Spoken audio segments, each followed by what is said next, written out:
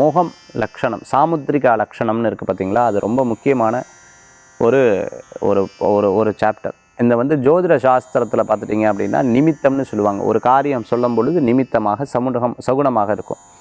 அதே மாதிரி சாமுத்திரிகா லக்ஷணங்கிறது ரொம்ப முக்கியமான ஒரு விஷயம். ஒருத்தர் வந்து நம்ம முகம் மட்டும் கிடையாது, அவள் உட்காந்துட்டு இருக்கிற விதம், அவள் வந்து ரைட் சைடில் இருக்காளா, லெஃப்ட் சைடில் அவங்களுடைய சாஞ்சுன்னு இருக்காளா, அதே சமயத்தில் பார்த்தீங்கன்னா முன்னோக்கி உட்காந்துட்டு இருக்காங்களா, பின்னோக்கி உட்காந்துட்டு இருக்காங்களா, அவங்களுடைய பேச்சு வந்து கிளாரிட்டி இருந்துட்டு இருக்கா, அவங்களுடைய கண் பார்வை கிளாரிட்டி இருந்துட்டு இருக்கா, இதெல்லாம் ரொம்ப ரொம்ப ரொம்ப ரொம்ப முக்கியமாக இருக்கும்.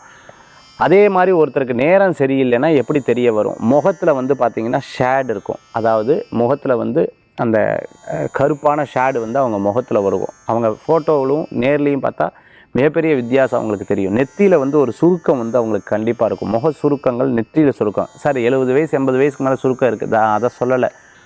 7.5 சனி, அஷ்டம சனி, அர்த்தாஷ்டம சனி இருந்தால் கண்டிப்பாக இருந்துட்டு இருக்கும். ஒரு சுருக்கம், ஒரு கோடு விழுந்திருக்கிறத நம்ம பார்க்க முடியும். அதேமாதிரி பேசும்பொழுதே ரொம்ப சுருக்கி தான் பேசுவாங்க. அதே மாதிரி பார்த்துட்டிங்க அப்படின்னு சொன்னால் அவங்களுடைய கண் பார்த்து பேச மாட்டாங்க, மனசுக்குள்ளே ஏதோ ஒன்று வச்சுன்னு இருப்பாங்க, ஒரு உறுத்துதல் அவங்களுக்குள்ளே இருந்துட்டு இருக்கும். அதே போன்று பார்த்துட்டிங்கன்னா அவங்களுக்கு எதிர்த்தாப்பில் உட்காரும்போது முழுசாக சேர் எடுத்து உட்கார மாட்டாங்க, முன்னோக்கி உட்காந்துட்டு இருக்கிறத நம்மளால் பார்க்க முடியும். இதெல்லாம் ரொம்ப ரொம்ப நம்மளால் பார்க்க முடியுது. ஒருத்தருக்கு நேரம் சரியில்லை அப்படின்னு சொல்லும் பொழுது இவர்களுடைய இந்த விதமான லக்ஷணங்கள் அவங்கக்கிட்ட இருந்துட்டுருக்கு. இதை மாற்றுறதுக்கு நான் என்ன பண்ணணும், இதுக்கு மாற்றுறதுக்கு பார்த்திங்கன்னா சின்முத்திரைங்கிறது ரொம்ப அற்புதமான முத்திரை.